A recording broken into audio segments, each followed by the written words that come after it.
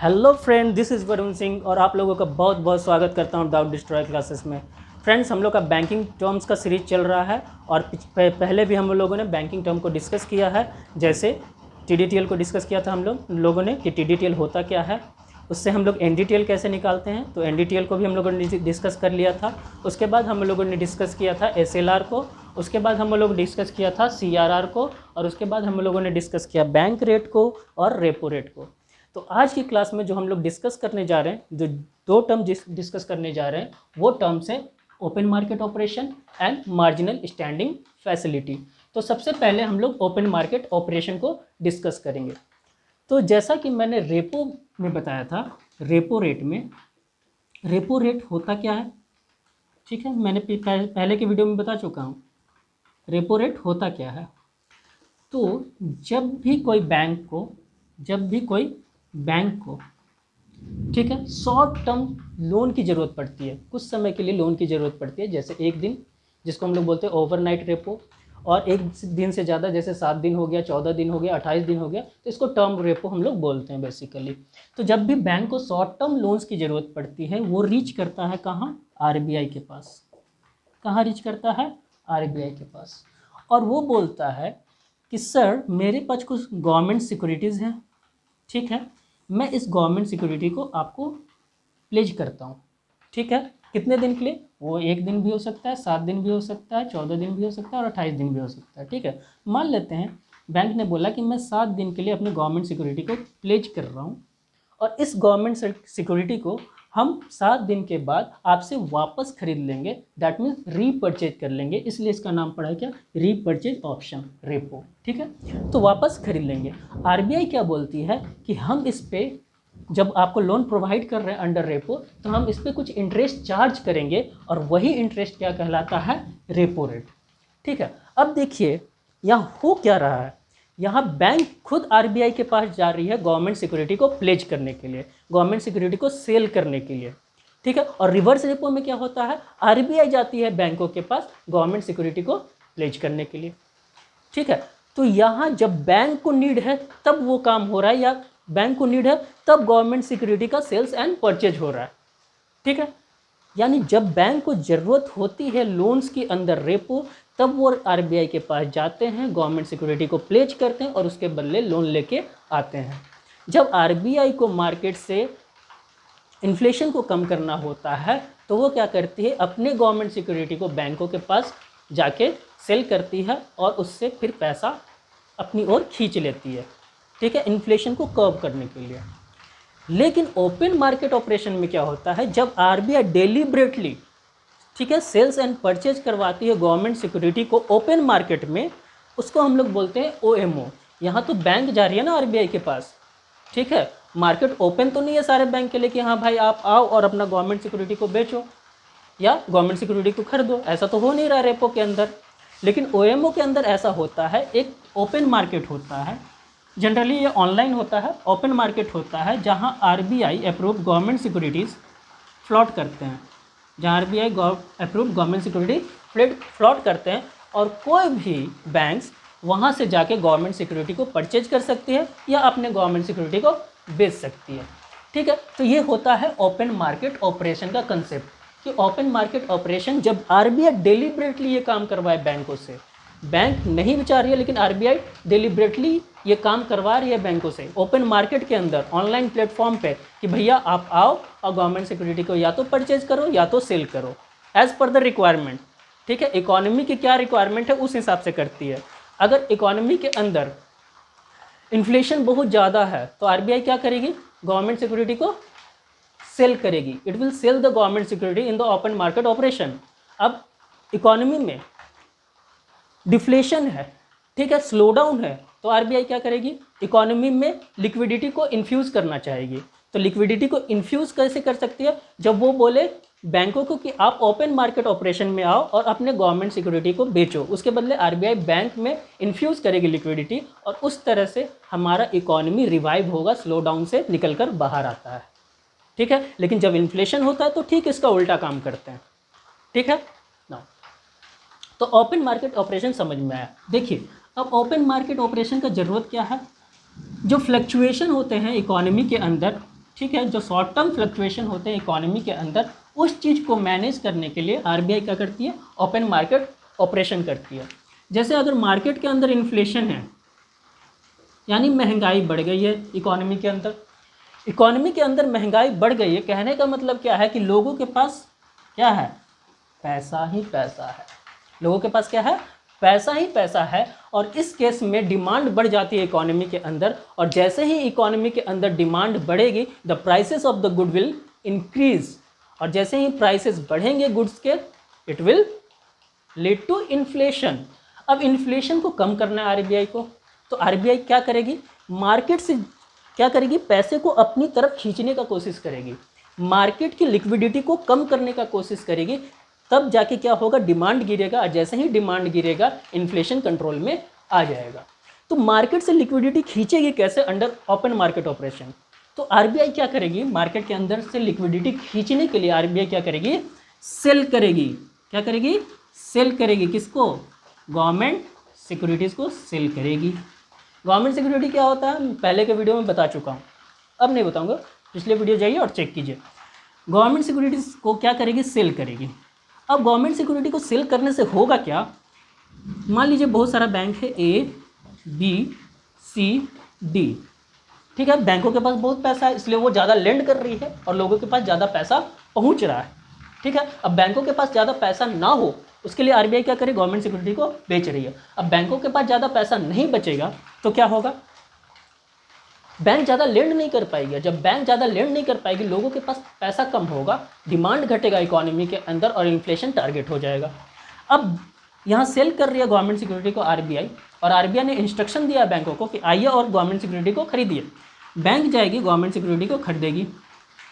ठीक है, ये गवर्नमेंट सिक्योरिटी आएगा बैंकों के पास, और बैंक से पैसा जाएगा किसके पास, आरबीआई के पास।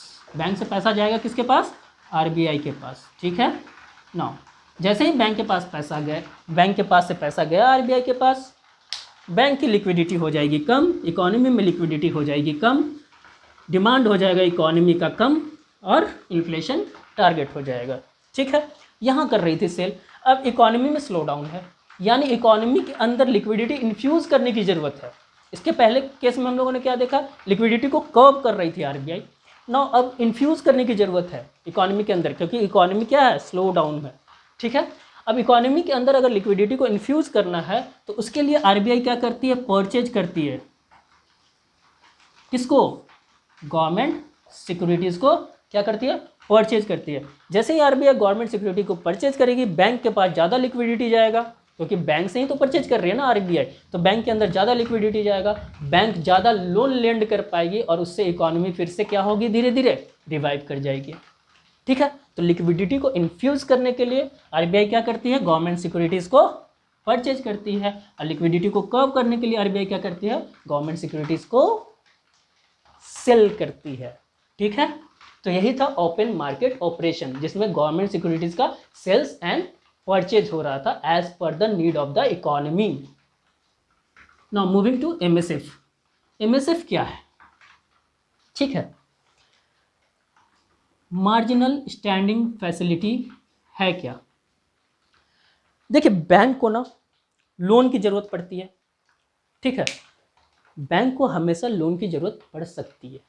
क्यों, क्योंकि डिमांड अगर आ जाता है बैंकों के पास लोन का, और बैंक के पास पैसा नहीं है लोगों को देने के लिए, अचानक से डिमांड आ गया बैंक में, ठीक है, और पैसा नहीं है बैंक के पास देने के लिए। एग्जाम्पल, एक बैंक है ABC, ठीक है, एक बंदा है A, वो बैंक के पास गया, भैया बोला मेरे को 100 करोड़ रुपया दे दो, 100 करोड़ रुपया मेरे को दो, मेरे को एक पेमेंट को सेटलमेंट करना है, पेमेंट का सेटलमेंट करना है। बैंक के पास 100 करोड़ नहीं है, बैंक के पास 100 CR नहीं है। बैंक जाती है किसके पास, आरबीआई के पास। बैंक जाती है किसके पास, आरबीआई के पास। ठीक है, आरबीआई के पास जाती है, बोलती है भैया मेरे को रेपो पे आप लोन दे दो, रेपो रेट पे आप लोन दे दो। डिमांड था ए का, बैंक एबीसी के पास, एबीसी के पास पैसा नहीं था, बैंक के पास गई आरबीआई के पास रेपो के अंदर लोन लेने के लिए, और बदले में एबीसी बैंक ने क्या किया, गवर्नमेंट सिक्योरिटी को प्लेज किया। ध्यान से सुनिएगा, गवर्नमेंट सिक्योरिटी को प्लेज किया। अब ये जो गवर्नमेंट सिक्योरिटी को प्लेज कर रहा है वो कौन सा गवर्नमेंट सिक्योरिटीज़ है, ये बहुत इंपॉर्टेंट है एमएसएफ को समझने के लिए। ये पार्ट बहुत इंपॉर्टेंट है, ध्यान रखिएगा।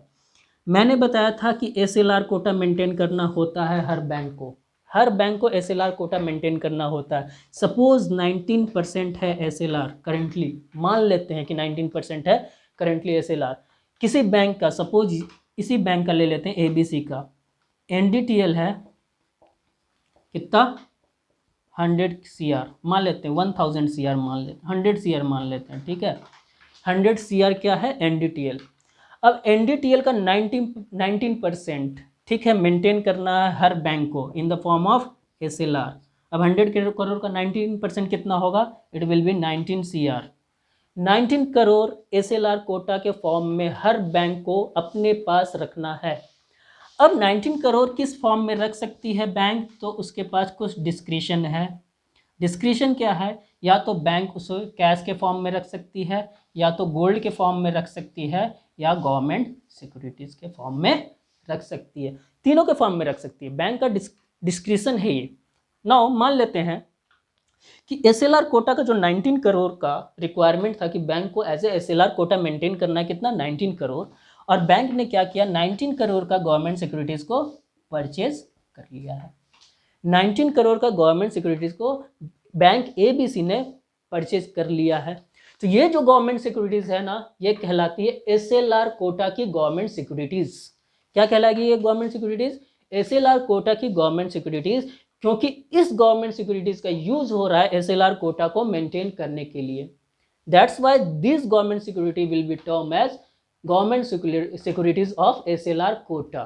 नाउ अब एसएलआर कोटा से भी बाहर बैंक गवर्नमेंट सिक्योरिटीज को खरीदती है। ऐसा जरूरी थोड़ी है कि सिर्फ 19 करोड़ का गवर्नमेंट सिक्योरिटी खरीद कर रखेगी बैंक, नहीं, 19 करोड़ का खरीदी एसएलआर कोटा को मेंटेन करने के लिए। अब इससे ऊपर भी बैंक क्या करती है, गवर्नमेंट सिक्योरिटीज को खरीदती है, ठीक है। नाउ मान लेते हैं कि एसएलआर कोटा के ऊपर गवर्नमेंट बैंक ने गवर्नमेंट सिक्योरिटी जो खरीदा था वो था 200 करोड़ रुपए का।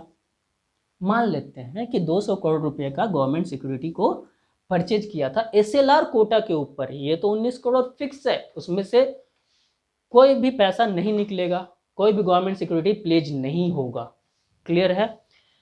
अब एसएलआर कोटा के ऊपर 200 करोड़ का गवर्नमेंट सिक्योरिटी परचेज की थी बैंक एबीसी, ठीक है। अब जब इसको रेपो के अंदर लोन लेने जाना होगा तो वो बैंक एबीसी गवर्नमेंट सिक्योरिटी जो एसएलआर कोटा का गवर्नमेंट सिक्योरिटीज है उसको प्लेज नहीं कर सकती। ये बात एकदम ध्यान से सुने, एसएलआर कोटा का गवर्नमेंट सिक्योरिटी को कोई भी बैंक प्लेज नहीं कर सकती जब वो रेपो के अंदर लोन लेने जा रही है आरबीआई के पास। वो किस गवर्नमेंट सिक्योरिटीज को प्लेज करेगी, जो गवर्नमेंट सिक्योरिटी एसएलआर कोटा के गवर्नमेंट सिक्योरिटी के ऊपर होगा, उससे बाहर होगा। यानी ये 200 करोड़ रुपए का गवर्नमेंट सिक्योरिटीज को प्लेज किया जा सकता है जब बैंक आरबीआई के अंदर जा रही है रेपो के अंदर लोन लेने के लिए, ठीक है। और रेपो के अंदर जो लोन होता है वो शॉर्ट टर्म लोन्स होते हैं, ठीक है, जैसे ओवरनाइट रेपो 1 दिन का, ठीक है, उसके बाद टर्म रेपो 7 दिन, 14 दिन, 28 दिन, ठीक है। तो short term loans under repo लेती है कोई भी बैंक। नाउ सपोज करते हैं कि बैंक एबीसी रेपो के अंदर बहुत बार लोन ले चुकी है और ये 200 करोड़ का जो गवर्नमेंट सिक्योरिटी था प्लेज करते करते करते करते ये 200 करोड़ रुपए का गवर्नमेंट सिक्योरिटी क्या हो गया, बैंक के पास खत्म हो गया। फिर से बैंक को लोन की जरूरत पड़ी, शॉर्ट टर्म लोन की जरूरत पड़ी फिर से बैंक को। पर बैंक के पास ये मजबूरी है कि अब उसके पास गवर्नमेंट सिक्योरिटी बची नहीं जो एसएलआर कोटा के ऊपर की गवर्नमेंट सिक्योरिटी थी। अब बैंक क्या करे, अब तो बैंक डिलेमा में फंस गई। अब हम क्या करें, तो बैंक के पास एक और ऑप्शन होता है कॉल मनी का। क्या होता है ऑप्शन, कॉल मनी का। अब एबीसी बैंक को लोन चाहिए, शॉर्ट टर्म लोन, ठीक है, लेकिन उसके पास एसएलआर कोटा के ऊपर की गवर्नमेंट सिक्योरिटी बची नहीं है। तो बैंक मजबूर है भाई, क्योंकि वो एसएलआर कोटा का गवर्नमेंट सिक्योरिटी को तो प्लेज नहीं कर सकता ना। मैंने पहले ही बताया था एसएलआर कोटा की गवर्नमेंट सिक्योरिटी प्लेज नहीं की जा सकती जब आप रेपो के अंदर लोन ले रहे हैं और उसके ऊपर का गवर्नमेंट सिक्योरिटी बैंक के पास बचा नहीं है सपोज। नो, बैंक रीच करेगी दूसरे अदर बैंक को, ठीक है। दूसरे अदर बैंक को A B C D reach करेगी। कॉल मनी का ऑप्शन होता है बैंक के पास, कॉल मनी के जरिए दूसरे बैंक को रीच करेगी, बोलेगी भैया मेरे को इतना पैसा चाहिए, दोगे क्या? ए बोलता नहीं मेरे पास भी नहीं है, बी बोलता नहीं है नहीं है नहीं है, फंस गई बैंक। बैंक को तो पेमेंट करना है ना, कस्टमर है भाई, कस्टमर को तो पेमेंट करना है, बैंक गई फंस। अब क्या करे बैंक? इसी प्रॉब्लम का सॉल्यूशन निकाला गया था 2011-12 में through monetary policy committee. Monetary policy committee ने 2011-12 में एक नया एलिमेंट इंट्रोड्यूस किया था बैंकिंग सिस्टम में, जिसको हम लोग बोलते हैं मार्जिनल स्टैंडिंग फैसिलिटी। अब ये मार्जिनल स्टैंडिंग फैसिलिटी क्या है समझिए। बैंक के पास कोई ऑप्शन नहीं बचा कि हमको शॉर्ट टर्म लोन मिल जाए, कॉल मनी भी काम नहीं किया, रेपो के अंदर लोन भी नहीं ले सकते क्योंकि SLR कोटा का गवर्नमेंट सिक्योरिटी को तो प्लेज कर नहीं सकते। यहाँ RBI क्या बोलती है, अगर ऐसा सिचुएशन आ जाए जब किसी बैंक को ओवरनाइट लोन चाहिए, ठीक है समझ गए, एक दिन का, तो ओवरनाइट लोन चाहिए और बैंक के पास ऐसा सिचुएशन है कि बैंक कहीं से उस पैसे का इंतजाम नहीं कर पा रही है, तो वो MSF के अंदर लोन ले सकती है। कैसी बैंक लोन ले सकती है? Schedule commercial banks. Only schedule commercial banks are eligible under MSF। अब शेड्यूल कमर्शियल बैंक क्या होता है? RBI एक्ट के शेड्यूल 2 के अंदर जितने भी बैंक का लिस्ट है, all those banks are schedule commercial banks. Now MSF के अंदर बैंक क्या कर सकती है? ओवरनाइट लोन ले सकती है। पर क्या यहाँ भी कोई सिक्योरिटी को प्लेज करना पड़ेगा? जरूरी है क्या? बिल्कुल जरूरी है, लेकिन बैंक के पास तो सिक्योरिटीज है नहीं, वो SLR कोटा का सिक्योरिटी बचा हुआ है बैंक के पास। तो RBI बोलते हैं यस यू कैन प्लेज, आप प्लेज कर सकते हैं SLR कोटा की गवर्नमेंट सिक्योरिटीज को भी। ये फायदा है MSF का। रेपो के अंदर SLR कोटा के गवर्नमेंट सिक्योरिटी को प्लेज नहीं कर सकती थी बैंक, लेकिन MSF के अंदर SLR कोटा के गवर्नमेंट सिक्योरिटी को भी प्लेज किया जा सकता है MSF के अंदर लोन लेने के लिए, याद रखिए, ठीक है। नाउ अब MSF के अंदर लोन कितना लिया जा सकता है, ठीक है, कितने परसेंट और किसका परसेंट? अभी क्राइसिस सिचुएशन में, ड्यूरिंग दिस सिचुएशन है ना, करंट रनिंग सिचुएशन, NDTL का कितना परसेंट लिया जा सकता है? 3%। NDTL का 3% लोन लिया जा सकता है by pledging the government security under SLR quota, ठीक है। 3% लोन लिया जा सकता है। शुरुआत में ये 1% था जब इंट्रोड्यूस हुआ था, फिर बाद में 2% हुआ। Now currently in this pandemic situation it is again raise to 3%, ठीक है। तो 3% लोन ले सकती है कोई भी बैंक अपने NDTL का अंडर MSF। और मिनिमम कितना ले सकती है? It is 1 CR।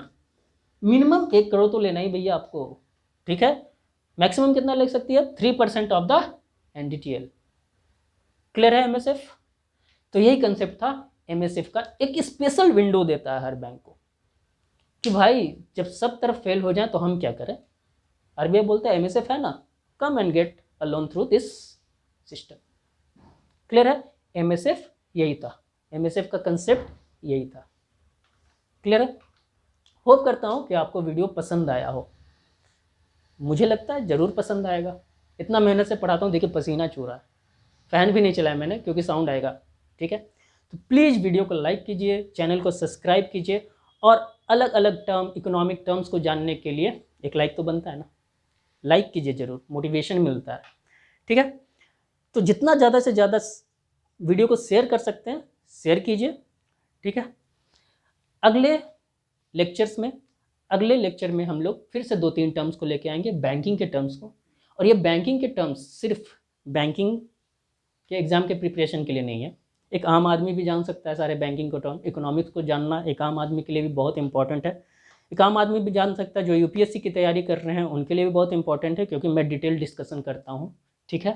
मैं कुछ शॉर्ट में नहीं बता देता कि हाँ ये चीज़ ये है वो चीज़ वो, नहीं, मैं डिटेल डिस्कशन करता हूँ, सबके लिए बेनिफिशियल है ये, ठीक है। तो आज का वीडियो यहीं तक रखते हैं, ठीक है। फर्दर वीडियो में हम लोग कुछ नए टर्म को सीखेंगे, नए टर्म को जानेंगे। तब तक के लिए गुड बाय, जय हिंद।